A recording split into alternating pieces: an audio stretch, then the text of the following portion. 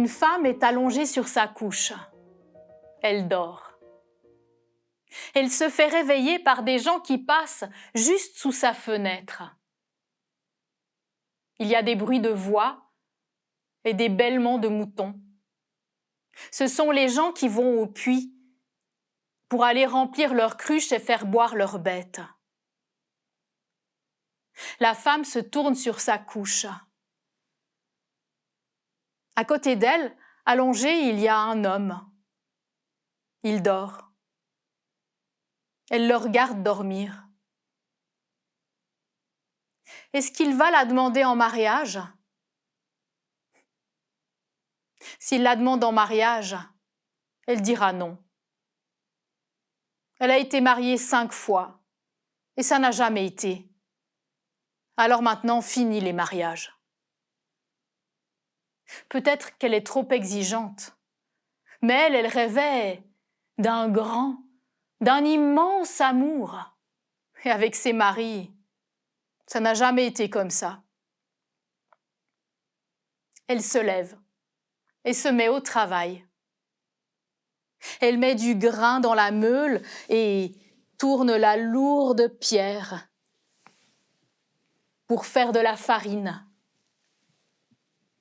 Puis quand les bras sont fatigués, elle se lève, elle prend un balai et elle balaye dans la maison. Puis elle retourne à la meule. De temps en temps, elle va à la fenêtre pour regarder où le soleil en est dans sa course.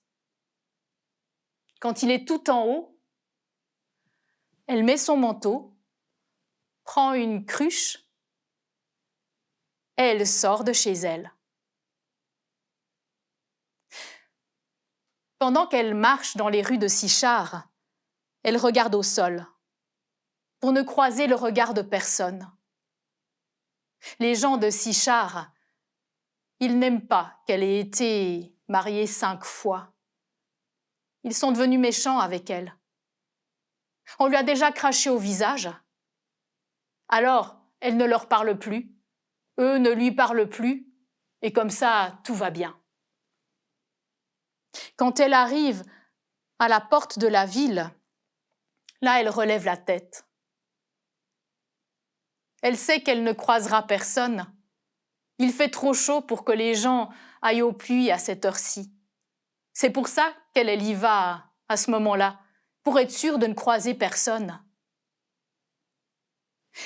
Elle marche en direction du puits et soudain elle s'arrête. Il y a un homme assis sur le puits. Elle hésite, mais elle a besoin d'eau. Alors elle se remet en route.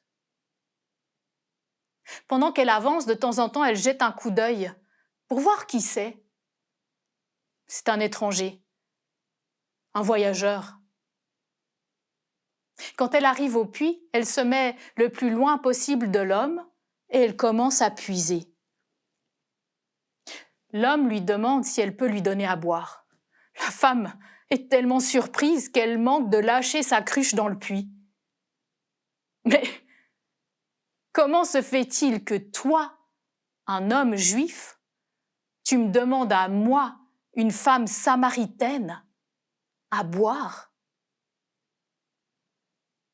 L'homme ne répond pas à sa question, mais il la regarde face à face et il lui dit « Si tu savais le don de Dieu et quel est celui à qui tu parles, c'est toi qui lui aurais demandé de l'eau vive. »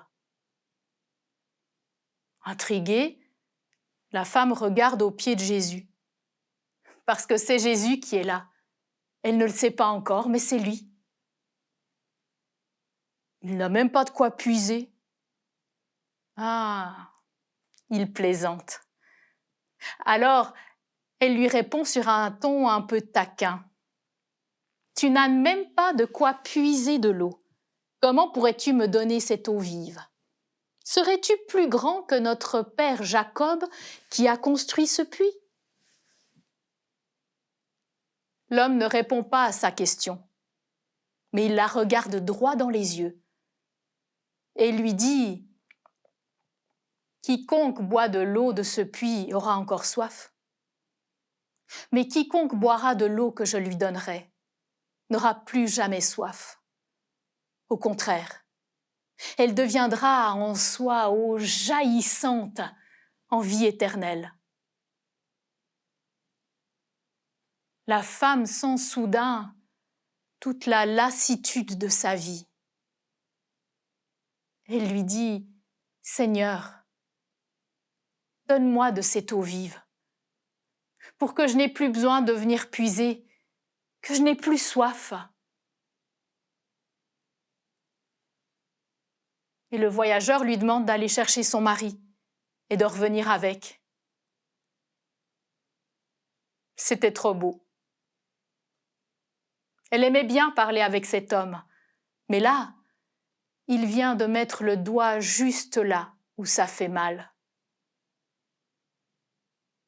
Il la regarde toujours face à face.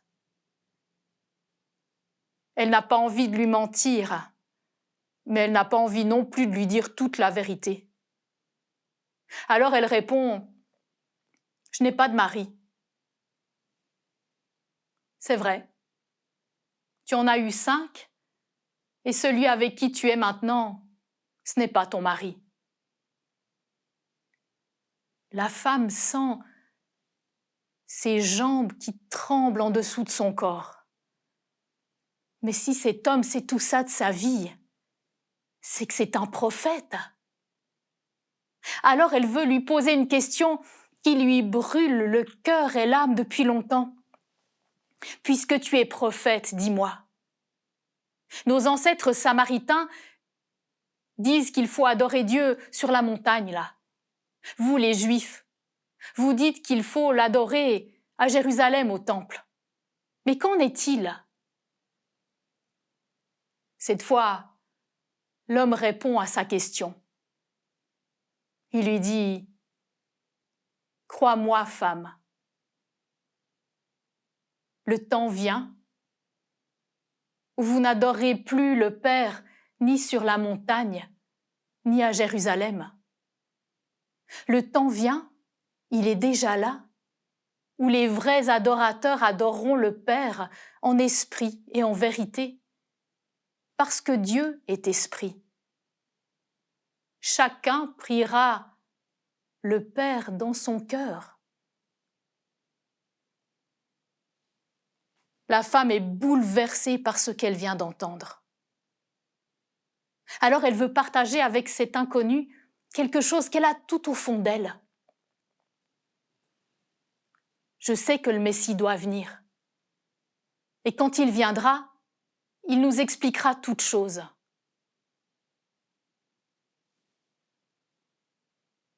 Moi je suis, moi qui te parle. La femme reste figée.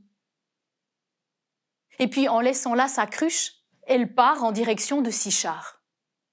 En chemin, elle sent que ça brûle à l'intérieur d'elle.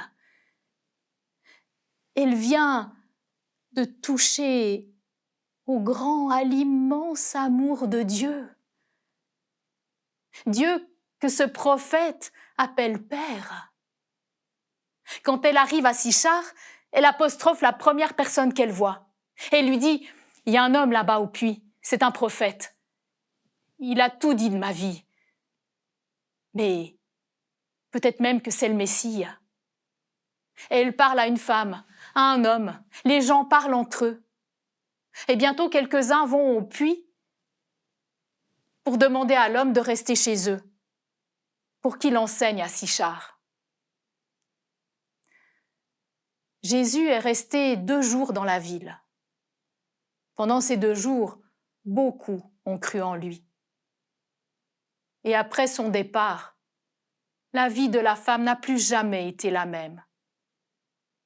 Grâce au grand, à l'immense amour de Dieu qu'elle a rencontré.